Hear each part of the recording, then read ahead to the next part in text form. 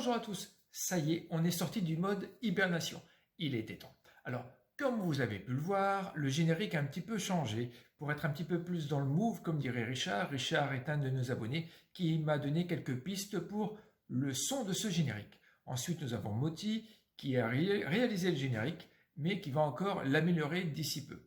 Et surtout, si vous êtes arrivé là, c'est que vous avez tout simplement cliqué sur la miniature qui pète l'écran.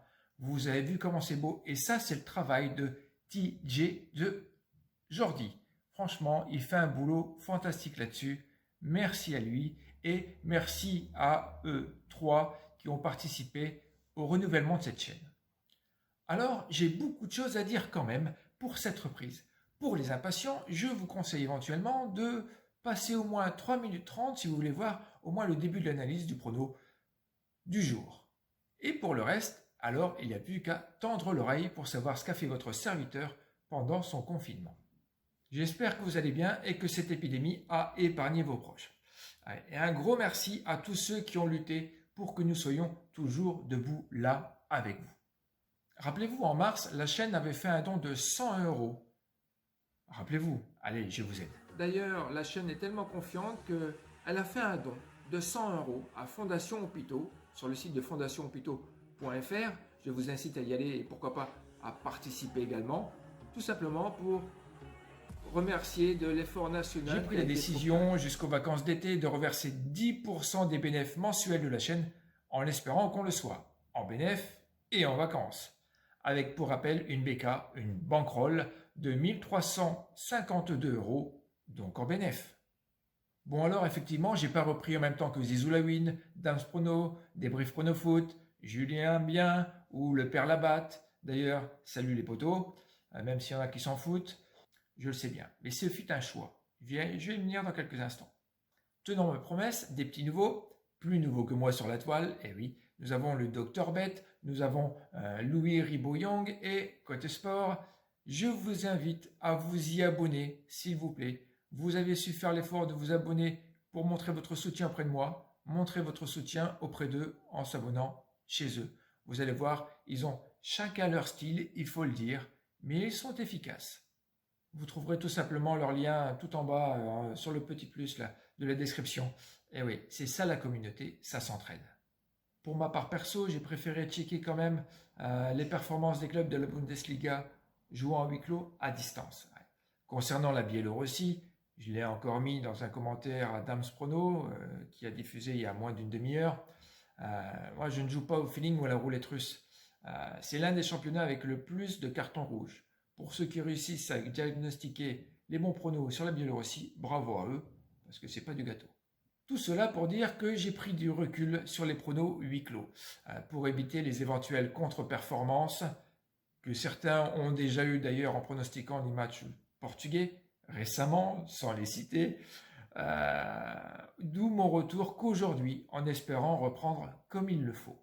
Pendant ce break, je me suis un peu occupé en créant un compte sur le game, d'ailleurs, salut au Shinobi et à Kalek, une petite dédicace. Ensuite, j'ai commencé à jouer à Score Match sur une application mobile grâce à Mathieu le Gardané. Avant d'attaquer le prono du jour, n'oubliez pas que cette vidéo est totalement gratuite. Je vous rappelle que vous avez la possibilité de cliquer sur la petite cloche de notification en haut à droite pour pouvoir être au contact de la chaîne. Ensuite, voire mieux t'abonner. Et pour le pouce bleu, tu fais ce que tu veux, mais dans ce sens-là, c'est toujours mieux. Tout ça pour montrer votre soutien à cette jeune chaîne. Et je te rappelle que cela ne te coûte rien. Et je te rassure, toi qui regardes, ne vous inquiétez pas pour la prochaine vidéo, elle ne sera pas aussi longue. Voilà, c'est le moment des retrouvailles, on s'explique et on y va. Aujourd'hui, le championnat allemand, non pas Dortmund-Berlin ou Leipzig-Paderborn. Pour cette analyse, on va s'intéresser plutôt à la rencontre Francfort qui reçoit l'équipe de Mayence pour cette 30e journée de Bundesliga. Un match à enjeu pour les deux équipes. Francfort est 11e avec 35 points avec un bilan correct. À la maison avec 6 victoires, 4 nuls, 4 défaites pour 31 buts marqués, 22 buts encaissés et tout ça en 14 rencontres. Victorieux contre le Werder de Brême il y a 2 jours et Wolfsburg le week-end passé.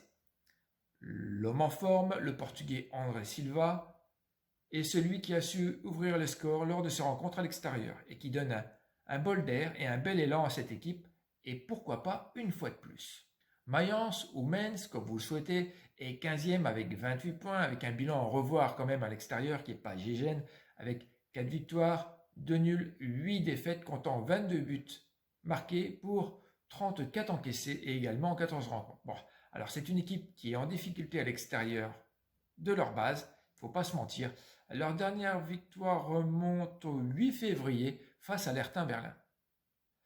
Leur meilleur buteur, qui n'est autre que le Suédois Robin Quaison, est transparent depuis la reprise à huis clos. Question motivation, les deux équipes ne sont pas sauvées de la zone rouge à 5 rencontres de la fin de cette Bundesliga.